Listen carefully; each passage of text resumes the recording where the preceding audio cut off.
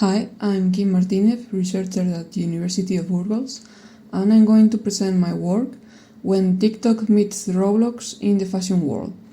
Over the past decade, Roblox has become a platform where anyone can create, share, and monetize games and virtual worlds. This democratization of game development is a major reason behind its appeal, especially among children and teenagers. One of the most striking indicators of its success is its reach. Roblox reports over 111 million daily active users. The appeal for younger audiences lies in its social dimension, where players can hang out, play together, express themselves, invent worlds, explore friends' creations, and constantly discover something new. Roblox provides a set of development tools which allows everyone to create games, environments, or mini experiences, so they can publish it and everyone can go and play on its platform. Monetization works mainly through its virtual currency, Robux. Users can spend this money on things like avatar items, cosmetics, passes to certain game features, and then the developers earn a share of these revenues when players spend Robux within the experiences they have created. The goal of this work is to explore and define the success of Dress to Impress. This is a Roblox experience created at the end of 2023 by a 17-year-old developer known as Gigi. Despite this origin, the game quickly became a global phenomenon. In 2024, it surpassed 1 million simultaneous players, and today it has accumulated more than 8 billion visits on the platform. Dress to Impress is a fashion design and social competition game. Each round begins with players gathering in a lobby and they are given a random theme. This could be something like summer vacation, office look, mythical creatures, and then they have 5 minutes to design their look. They can explore a large boutique filled with clothing, mannequins, and accessories. They can mix and match different items, from dresses to jackets to makeup. This can be customized using color wheels, textures, fabrics, and they can also adjust details such as hairstyle, skin tone, facial features, or nail color. When the timers run out, all participants move to a virtual runway where each avatar takes a turn to walk to the catwalk. During this moment, the rest of the players act as judges, giving ratings from 1 to 5 stars. And at the end of the round, the player with the highest average score is declared the winner. Here, players not only try to match the theme, but also to stand out, impress others, and sometimes even develop their own personal aesthetic or online identity. A huge part of Dress to Impress success is tied to TikTok, where the hashtag Dress to Impress has accumulated millions of posts and billions of views. On this platform, players share short clips of their avatars, their favorite outfits, and the creative process behind each look.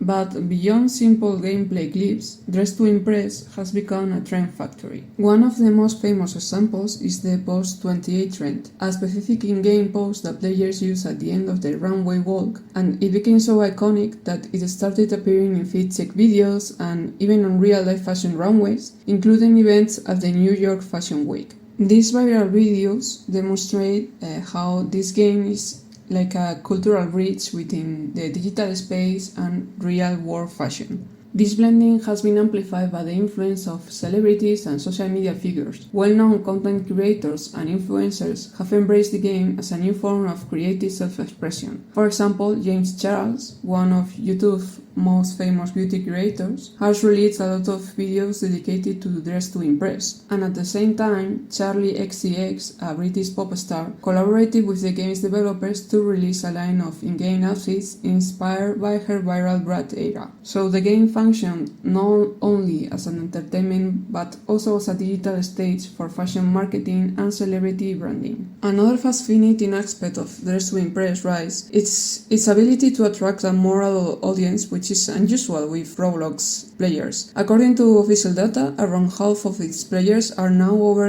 18 years old, and many of them are in their 20s or 30s and play the game of nostalgia. They recall the fashion games of the early 2000s, like fashion designer on the Nintendo DS, or the classic Barbie dress-up games, where they mix outfits, experiment with colors, and discover one's own sense of style. So this combination of accessibility, creativity, and emotional memory is what makes this game a cross-generational phenomenon. But despite this huge and overwhelming popularity, Dress to Impress has been largely ignored by the specialized gaming press. Unlike other Roblox experiences or mainstream video games with similar engagement numbers, it has received very little coverage of critical discussion in major gaming outlets. This absence is not accidental. It reflects a persistent gender bias in the gaming industry and in the way gaming culture defines what counts as a serious video game. Titles associated with fashion, creativity, or self-expression, especially those aimed at female audiences, are often dismissed as casual entertainment rather than legitimate works of game design. However, it's also important to recognize that Dress to Impress is not free from criticism. Several debates have emerged around its representation of bodies and genders. The avatars in the game are predominantly thin, tall, and conventionally attractive, with very limited options for body diversity, disability, or gender expression. Although the developers have announced plans to introduce plus-size avatars and more customization choices, these updates have yet to appear. Currently, male players face even stricter limitations, as many clothing items such as dresses, skirts, and accessories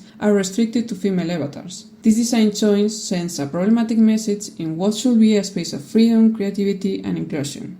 Moreover, Dress to Impress has also been criticized for replicating the logic of fast fashion. Each round encourages players to create a new outfit every few minutes, an endless cycle of looks that are quickly replaced and forgotten. While this system fuels creativity, it also mirrors the disposable culture of real-world fashion, where trends change rapidly and sustainability issues are often overlooked. In conclusion, Dress to Impress stands as a powerful example of Roblox creative and community potential. It shows how a platform originally designed for children has evolved into a cultural ecosystem, capable of producing global phenomena that merge gaming, fashion, and social media. Through its simple yet expressive mechanics, the game empowers players to create, share, and perform identity, turning fashion into a collective and participatory experience. But at the same time, this game shows the contradiction of digital creativity. While it celebrates freedom of expression, it also reproduces narrow beauty standards, gender restriction, and consumeristic logic. Its success on TikTok and other networks demonstrates how online visibility often depends on aesthetic conformity, viral repetition, and constant self-representations, patterns that mirror the dynamics of both the fashion industry and social media itself. So these tensions lead to a key question. Can Roblox experiences become spaces for inclusion and body diversity, or are they bound to replicate the same social hierarchies found offline? This is an important issue, especially when the audience for these experiences is so young and may lack the critical ability to distinguish what is an appropriate representation.